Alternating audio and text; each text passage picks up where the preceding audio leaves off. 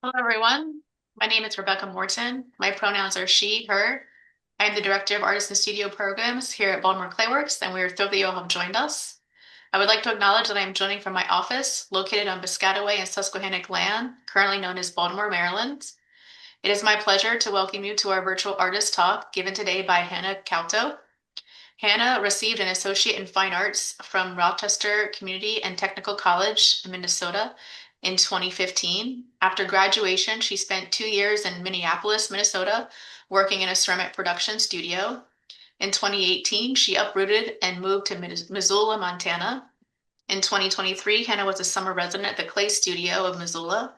She also received her BFA in ceramics from the University of Montana, Missoula, in 2024. And in 2025, Hannah was a long-term early career resident at Northern Clay Center in Minneapolis, Minnesota.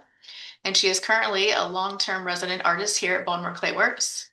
For more information about our artist talks, please visit our virtual library at baltimoreclayworks.org. And tune in for our next artist talk on Thursday, November 20th with Lolo Gem, currently short-term resident artist from 1:30 to 2. I will now turn over to Hannah. Awesome. Thank you, Rebecca, for that wonderful introduction. And thank you to everybody who's taking time out of their day to listen to me talk about my craft. I originally started school at a community college, graduating back in 2015, and I kind of ended up there by chance in a way.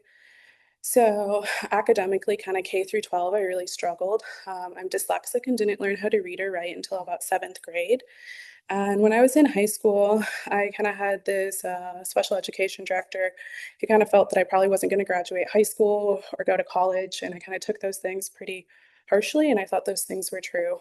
Um, and at the time, I kind of knew this idea of taking the ACTs to try to get into a 4-year university, just like wasn't quite in my cards. So I ended up taking what was called the AccuPlacer test my junior year of high school, and I barely passed that test, but it allowed me to get into a program that allowed me to start attending college courses when I was still a senior. Um, and so I kind of ended up at this community college in my local town where I grew up. And when I got there, I decided, kind of out of defiance, that I was only going to sign up for art classes. So growing up, art classes were always the first classes that got pulled from kind of like my education to be substituted for special education courses. So I kind of felt like I had this freedom at this community college, and I started taking ceramic classes, and I kind of just fell in love with ceramics. And then I realized that I needed to finish a degree, and I had enough credits for the associates in fine arts. So that's what I ended up getting my degree in there. And while I was in school, I had read this book called A Potter's Handbook by Bernard Leach. So on the image on the right, the first person, this is Bernard, and then he's sitting next to Hamada, who he was greatly influenced by. Um, and so I read this book, started researching these two people, and there's kind of this philosophy that's associated with Hamada. And it's the idea that you have to make 10,000 pots to make one good pot. And I read that and I have a very literal sense of thinking. Um, and so I immediately was like, I need to go make 10,000 pots. But I was in a little bit of a predicament. I had just graduated. I had no studio. I had, no money. I had no job. I had kind of no access to try to go make this crazy number of pots. And it's just kind of about, it takes that many pots to kind of understand the craft. So I did the next best thing, and I ended up getting a job in a production pottery studio in Minneapolis. I worked here for about 2 years, and it was a very high production studio. So there was like a team of people that threw the pots. There was a team of people that put on the handles and logos. That's what I primarily did, along with slip casting. Um, and I learned a lot of valuable things while I was here. And there was kind of 4 things I took away at my time working in production. Um, One was that I ended up realizing that I knew more about the material that I knew. I'm not going to lie, when I took this job, I was very intimidated because in my mind, I wasn't a ceramic artist at the time. I didn't consider myself a potter. I just kind of saw myself as, I just went to this community college, ended up liking ceramics, happened to get a job in production, and I didn't really think anything of it at the time. But yeah, I learned that I knew more about the material. The second thing I learned was that I knew absolutely nothing about ceramics. Um, and the third thing I realized was that I really wanted to go to art school and continue studying ceramics. I just felt incredibly rooted to that. I think for me, ceramics was kind of the first thing that I interacted with in a way that it didn't feel like a constant struggle. Much like how academia wise, like K through 12 was such a struggle for me, and ceramics to me came very intuitively. So yeah, I spent about 2 years working here. And then the fourth thing that I realized when I was working in this production studio was that I never wanted to make the same pot ever again. And this idea of making 10,000 pots was like out the window. And so, kind of fast forward almost a decade, I ended up going to the University of Missoula, Montana. So, I kind of ended up in Missoula because towards the end of my time at working in production, I realized one, I really wanted to go back to school. And in Minnesota, there's the St. Croix Pottery Tour, and I happened to go one year where Julia Galloway happened to be there, and she's one of the professors at the university. And I just remember having a really wholesome conversation with her. And at the time, I didn't think anything of it. I kind of just took that conversation and kind of tucked it in my back pocket and thought, well, maybe one day I'll end up going to school. And so I ended up visiting Missoula. I fell in love with Missoula. I also was really drawn to that university in particular because they had a high number of non-traditional students. I was pretty aware that I was going to be a little bit older going back. So I graduated when I was 30. And yeah, and I ended up in Missoula. And so I moved there, like I said, around 2018. And my initial goal was to like live there for a year, get in-state tuition before going back to school. And then, as we all know, 2019 happened, COVID, everything shuts down. I kind of felt like my life was over at this point. I felt like I worked so hard to get here. And then I thought, like, well, how do I go to school if everything's now online? So I ended up just waiting. I was working a job just at a local retail hardware store, and I just kept waiting and waiting and waiting. And eventually, classes were back in session. And as soon as classes got back in session, I decided to finish out my BFA and continue studying ceramics. So this was my studio while I was my senior year. So I had this kind of little corner area. It was a communal space. So one of my cohorts was kind of on the other side. Um, and this image on the right is next to me working on a fairly large piece. So starting my BFA year, I knew I wanted to make something really large to kind of memorize or memorialize this accomplishment that I'm finally in school, which was greatly influenced by June Konetko. The university has one of his sculptures, and I saw it and I just fell in love with June's work. And so it was very much inspired. He makes these kind of tall dongo forms, and that's very much what my original piece was inspired by. And he also makes large scale heads. So this is the piece closer to completion.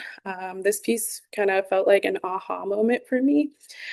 One, it was the first time I had really started to put letters as imagery on the surfacing, just to help, kind of make some imagery about my relationship with the language and being dyslexic. And this was a very large piece, and I felt, like in a way it was memorializing my moment at the studio and finally getting to finish out this 4 year degree that I honestly never thought I was going to receive. Um, and yeah, so this piece completed um, before it started shrinking was just under 7 feet. So I got it to about, I think it was 6'11", and then it was about 4.5 feet wide from the like top. This was also the first time I had tried to make anything enclosed, and it was kind of an intimidating piece to make such a big thing. Prior to my BFA year at the university, I was a short-term resident at the Clay Studio of Missoula. And Austin Coudray was there, and he was working on a really tall piece, and his goal was to build something to max out the kiln. And so, kind of out of spite, when I got to make this piece. I kept telling myself that I didn't quite know what I was making, but I just needed it to make it bigger than Austin's piece. And when people kept asking me what I was making, I kept saying, "Oh, it's just a 7 foot test tile." And I told myself if it was a test tile, I couldn't be upset if something happened. And lo and behold, I accidentally blew it up trying to fire this kiln. I just turned on my burners a little too hot and it wasn't fully dry, and it unfortunately did not make it. But it was a really great learning experience. I learned so much from building this piece. And I think the biggest thing I took away is you just kind of have to laugh and go about your day and keep making. Um, so then after building that piece, I was kind of like, well, what am I going to make now? So kind of looking back at June's work, I was like, well, I'm going to start making ceramic heads. I had never really sculpted heads until, my senior year at the university. And so this top image up here, this was the first head. So I kind of went from blowing up this piece to being like, I need to bring something to critique. And I decided that I was going to make 5 heads in 5 days. And so each one of these heads I made in a day, and they kind of just kept getting a little more developed and slightly, they kept growing in size as well. And then I showed up to this critique with all these heads, and I just kept making heads. And then they just started kind of, I didn't stop. They were all over the studio, and every nook and cranny, there was a head kind of tucked away somewhere. And I just kept making them and making them. Um, so just to go over some key concepts about my work before showing you some more finished images. I think a lot about identity. I am a mixed race kid, so I'm part Hispanic. My last name is a traditional Finnish last name, so I have very different ethnic backgrounds. And I've always kind of felt somewhat out of place trying to figure out where I belong, and kind of researching my ancestry. So I do think about a lot about identity. I also use language a lot in my work. I use like the alphabet to kind of represent, my relationship that I have with being dyslexic. I think about repetition a lot. I think repetition can be like a really beautiful design element. So sometimes there's stuff that's quite repetitive. I focus solely kind of on the human figure. And I also use a lot of primary colors in my work. To me, primary colors kind of has a very juvenile aspect. So I have a tendency to kind of pull from like my childhood. And I feel like primary colors really kind of add to that.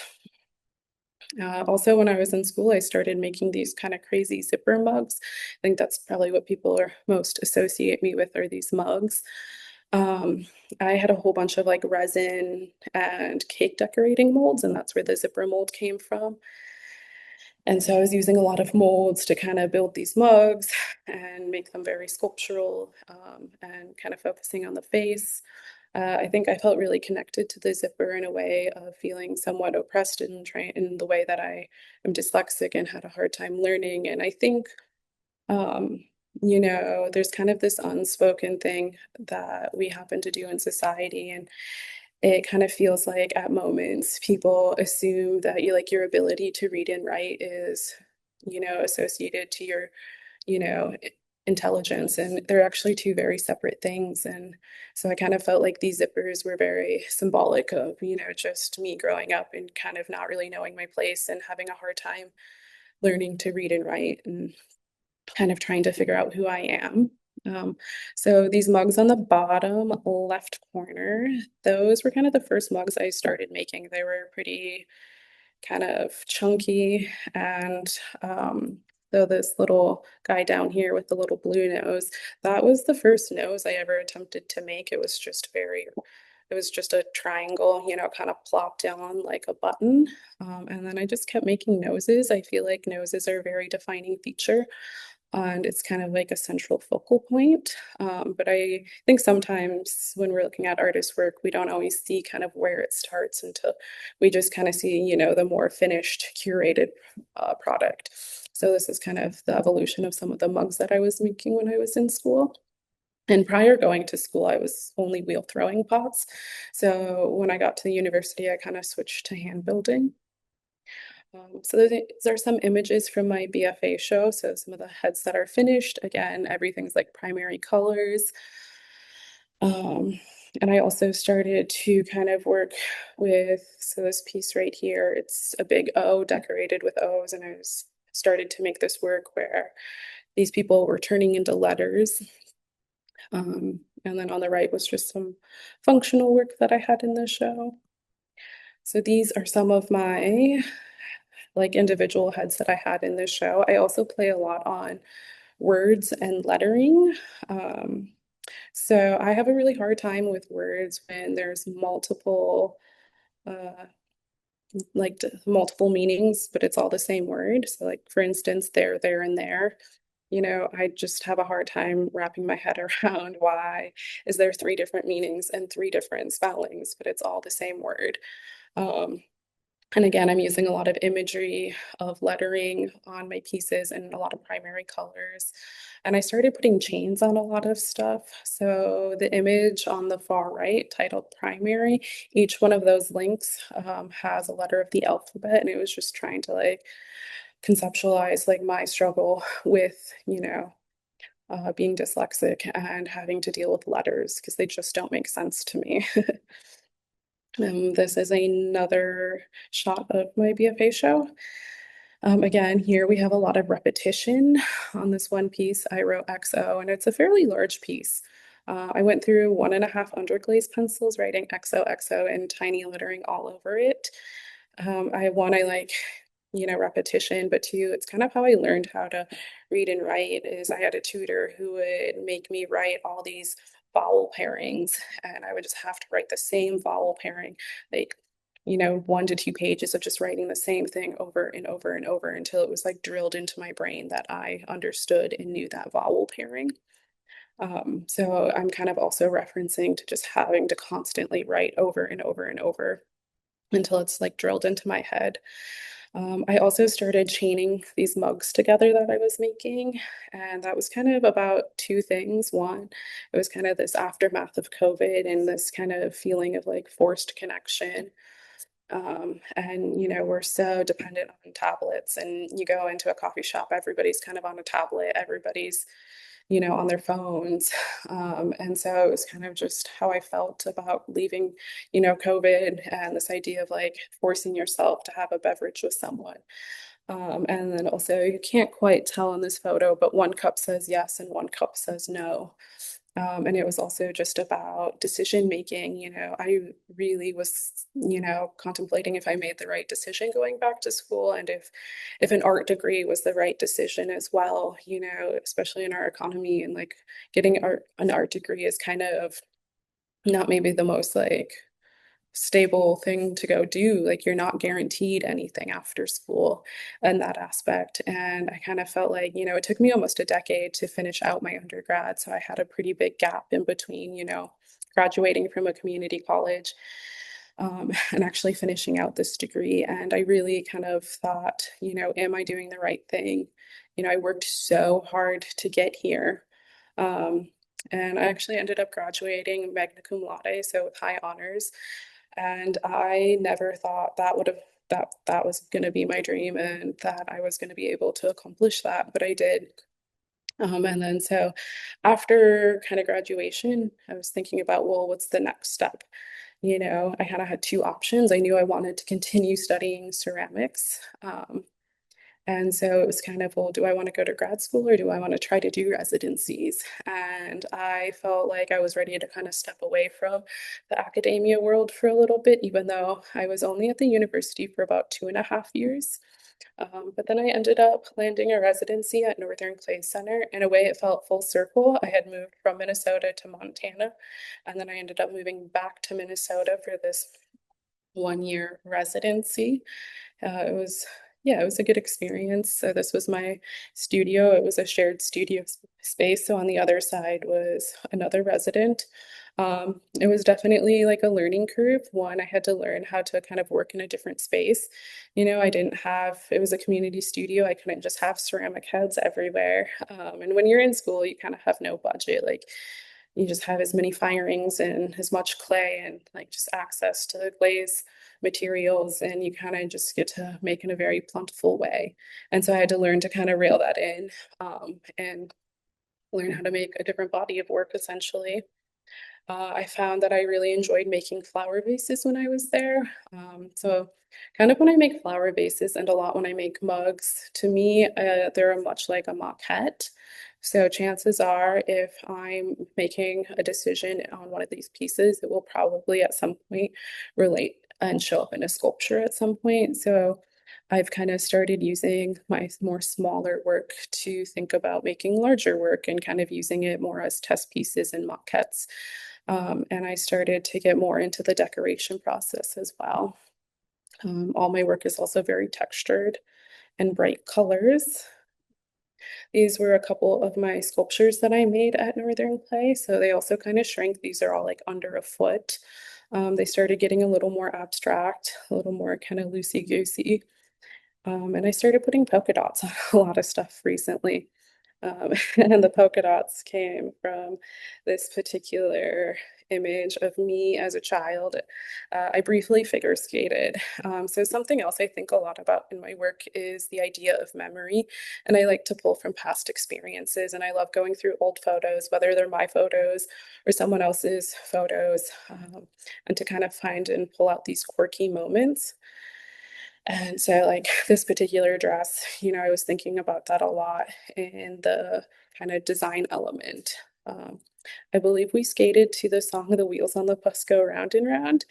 But after kind of looking at this photo again, I started really putting polka dots and kind of thinking about stripes and again, pulling from my childhood. Um, and so, yeah, this idea of memory is really important to me. And I often think, what makes a successful artist? And I think this idea of being a successful artist and making successful art are kind of two different things. Being a successful artist, I feel like, is more kind of the business aspect. Like, are you able to respond to emails on a timely manner? Like, are you able to get to your work to a gallery in a timely fashion? That is kind of more of being a successful artist. And to me, what makes a successful piece is if other people interact with my work and they feel something. Um, and so I understand that we're all people and we all have a past and we all have memories. We all have shared experiences and we all have beating hearts and we all have a future. And so I try to approach my work in a very like abstract, ambiguous way where I might be referencing something specific, but I also want people to pull from their own memories and kind of their own experiences when they're interacting with my work. And so I guess what I'm trying to say is that as much as my work is about me, it's also about everyone else. Um, and yeah, so I have a show at Northern Clay coming up.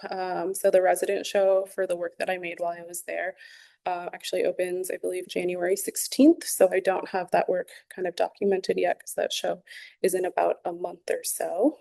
Um, and that kind of brings me to where I am at right now is Baltimore Clayworks. So I felt really fortunate, first of all, to land a residency right from undergrad. Um, and then to then also keep being able to continue doing residencies. I really enjoy making work in a community studio. I love being in a community space. I love teaching in a community studio as well. I've been here for about 3 months. So I think I arrived kind of early September. I was kind of really focused in these first couple of months, just one, making work for their holiday show coming up. And, holiday season's always kind of like a kind of rushed season, and it's always a little awkward, especially as a resident, because you're kind of moving right when that starts. So yeah, that's just me working in my space, in my current space. And then this is the first sculpture that I made when I was here. I'm right now just calling it spoon sculpture. It's not quite finished yet, but I'm not quite sure what it's about. It's pretty fresh. It's always interesting too to see the work you make in a different environment because it's going to be drastically different from the work that you were previously making.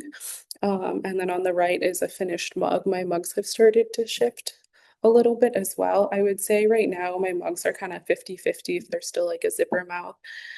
I think I've noticed that the more work that I make and the more that I move studios, and I've moved kind of around a lot in the last couple of years, the less tools that I want to have.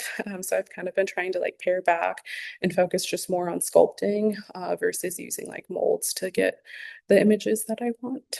Um, and yeah, so that is kind of where I'm at. I'm pretty excited to be here. It is a 1 to 3 year residency, so I'm hoping to be here for a good minute and I'm really looking forward to the work that I continue to make. So thank you.